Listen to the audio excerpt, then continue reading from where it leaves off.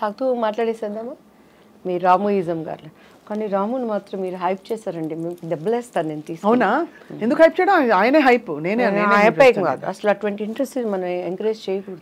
ఎందుకు? ఏమి ఇంట్రెస్ట్లో చూద్దాం, మాట్లాడదాం తప్పకుండా. ఇప్పుడు వద్దులేండి కాంట్రవర్సీ. చెప్తాను కూడా నేను. చెప్పండి, అదేం పర్లేదు. ఎవరి అభిప్రాయాలు వాళ్ళవి. నేను అంటే ఆయన వాస్తవాలు మాట్లాడతారు కాబట్టి చాలా మందికి అది మింగుడు పడదు. వాస్తవం కాదు, వాస్తవాలు ఉన్నాయని చెప్పని మన పూర్వీకులు ఆడమండి ఇవి బట్టలు లేకుండా ఉన్నారని ఇప్పుడు మనం పోగలరా? ఆయన బట్టలు వేసుకుని వస్తారు, ఆయన వేసుకుని వస్తారు, కానీ ఆయన మాటలు బట్టలు లేని మాటలు. బట్టలు లేని మాట్లాడతారా? తప్పకుండా అది మాట్లాడదాం ఇప్పుడైతే. సో ఇప్పుడు కంటిన్యూ నాన్న, రోల్ అయిపోతుంది. మనం అన్ని దొరికిపోయాము. సో దివ్యవాణి గారు ఇప్పుడు బాగా చక్కగా మా సుగుణ మంచి షుగర్ వేసి పట్టుకొచ్చింది. మీరేమన్నా అలాంటి రెస్ట్రిక్షన్స్ ఫాలో అవుతారా?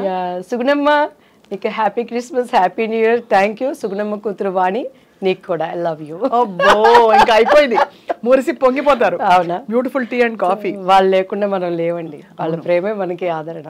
అంతే కదా. రాజేంద్ర ప్రసాద్ గారి మీ కాంబినేషన్ చాలా హిట్ కాంబినేషన్ ఆ రోజుల్లో. సో ఆయన పాత్ర మీ కెరియర్లో ఎలా ఉండేది? అంటే ఆయన ఒక సీనియర్ యాక్టరు, యాజ్ ఎ ఆర్టిస్ట్గా ఆయన నేను ఎప్పుడు కూడా నేనేంట్లేండి చాలామంది నేను ఎప్పుడు యాజ్ ఎ ఆర్టిస్ట్గా ఆయన ఏమంటానంటే ఆయన ఒక మండుతున్న కట్టె. మండుతున్న కట్టెలోకి మనం సంక్రాంతి భోగి పండుగలప్పుడు చూస్తాం, పచ్చి కట్టెలు తీసుకొచ్చి అందులో వేస్తే అవి కూడా మండుతాయి. అవును. యాక్టింగ్ రాని వాడిని కూడా ఆయన పక్కన నిలబెడితే యాక్టింగ్ వస్తుంది. అంతేనా? అండ్ ఇంకొకటి ఆయనలో గ్రేట్నెస్ ఏంటంటే ప్రతి దాంట్లో హీ విల్ ఇన్వాల్వ్డ్. అవతలోడు తిట్టుకున్నా పర్వాలేదు, అవతలోడు నసికినా పర్వాలేదు, డైరెక్టర్ ఏమనుకున్నా పర్వాలేదు, కో ఆర్టిస్టులు ఏమనుకున్నా పర్వాలేదు, కానీ అన్నీ తానైపోతాడు. ఈ సెట్ కానీ నా క్యారెక్టర్ చేయించడం కానీ, అంటే తను ఏంటంటే అంతా బాగుంటేనే కదా సినిమా సక్సెస్ అనే స్వభావం ఉన్న వ్యక్తి.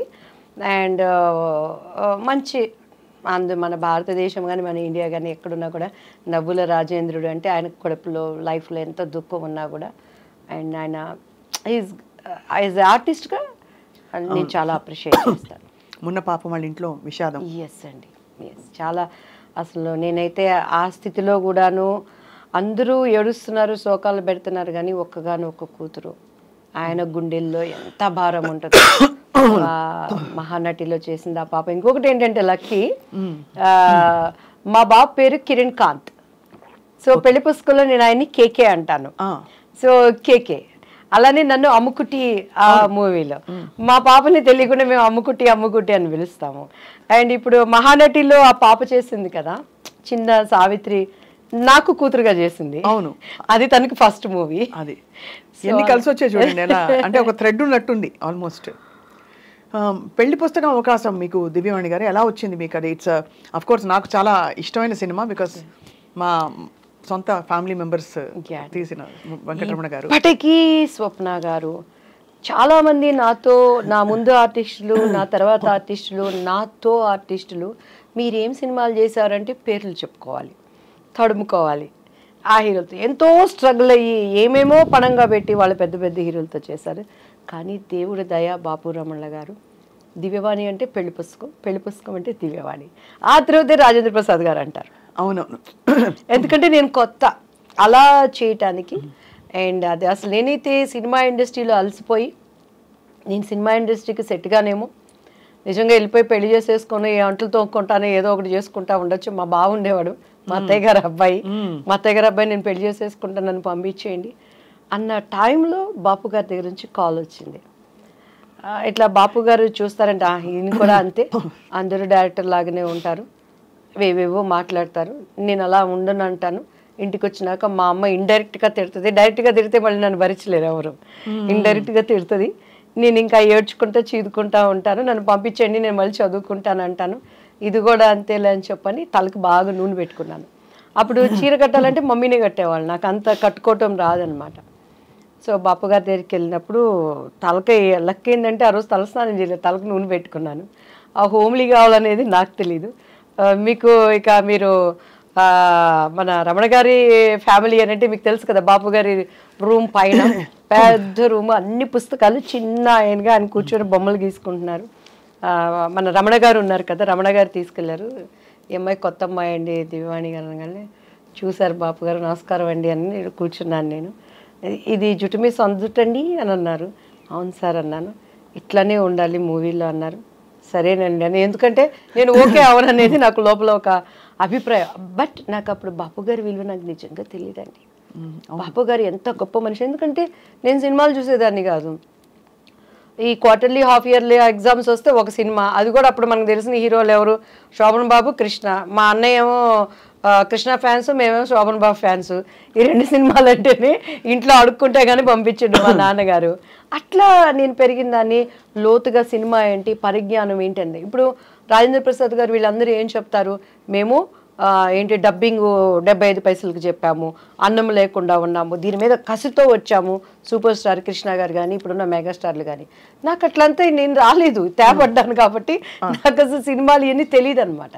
సో బాపు గారి విలువ తెలియకుండా అప్పుడు ఆయన ఏమడిగారంటే, మా అమ్మగారు అన్నారు, మిస్సమ్మ సినిమా చూసామమ్మ అన్నారు. నిజంగా పాత సినిమాలు ఏం చూస్తాం, ఈ ట్రెండ్లో పెరిగిన వాళ్ళం.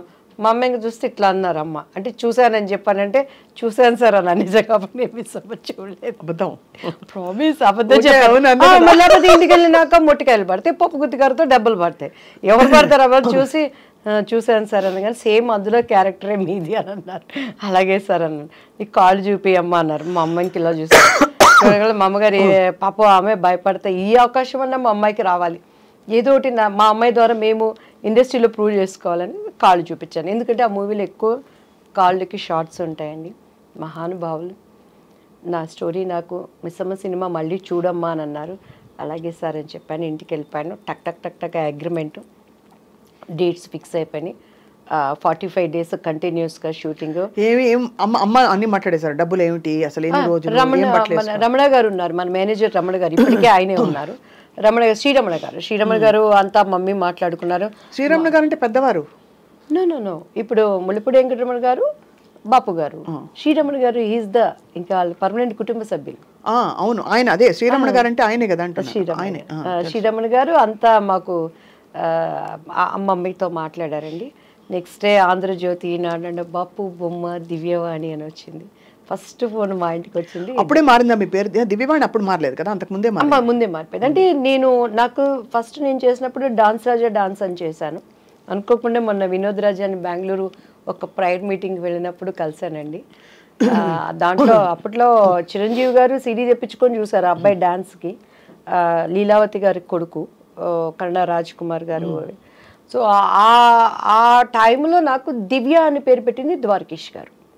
ఆయన భవ్య అని ఒక అమ్మాయిని పరిచయం చేశారు. సో దివ్య అని ఆయన పెట్టారు. మమ్మీకి వాణి అంటే ఇష్టం, దివ్యవాణి అలా అయిపోయింది. సో బాపు గారు ఇక దివ్యవాణి కానీ ఫస్ట్ మా ఇంటికి వచ్చిన కాలు దాసనారాయణరావు గారు. మీరు ఒక మాట అన్నారు, అంతకు ముందు మీరు చాలా విసిగిపోయారు, బాపు గారు అవకాశం కూడా అలాగే అవుతుందిలే అనుకున్నారు. చాలా అయ్యాయి ఆడిషన్స్. అంటే ఏమయ్యేది ఆడిషన్లో? మీరు సెట్ అయ్యేవారు కదా వాళ్ళ క్యారెక్టర్కి, లేకపోతే అంటే దానికి ముందు దాసనారాయణరావు గారిది అభిసారిక అని ఒక మూవీ వచ్చిందండి. అప్పుడు మేము పద్మాంటి దగ్గరికి వెళ్ళి, మమ్మీ తెనాలి మాకు తెలిసిన ఒక మమ్మీ వాళ్ళ క్లాస్మేట్ పద్మాంటికి మంచి క్లోజ్, మంచి వాళ్ళండి తెనాలి పిల్లలు, చాలా వాళ్ళు కష్టపడుతున్నారు ఇండస్ట్రీలో అని అంటే పద్మాంటి రిఫర్ చేసి దాసరి అంకుల్ దగ్గరికి వెళ్ళాం. సవేరా హోటల్లో అప్పుడు వీళ్ళకి పాముగురో వీటిల్లో జరుగుతూ ఉండే స్టోరీ డిస్కషన్స్ అవన్నీ.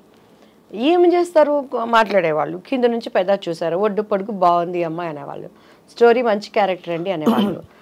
కొంచెం మీరు బయట కూర్చోండి అమ్మాయితో మాట్లాడతాం అనేవాళ్ళు. మా అమ్మాయికి ఇటు చూసేదాన్ని నేను, ఇంకంతే. ఇంక మా అమ్మగారు బయటకు వెళ్తాను అని అంటే వెళ్ళనిచ్చేదాన్ని కాదు. సో ఆ లోపల వాళ్ళ భావన ఏంటనే అర్థమయ్యి అర్థం కాని వయసు నాది అప్పుడు. సో అలా ఇక మా అమ్మగారు నన్ను వదిలిపెట్టేవాళ్ళు కాదు.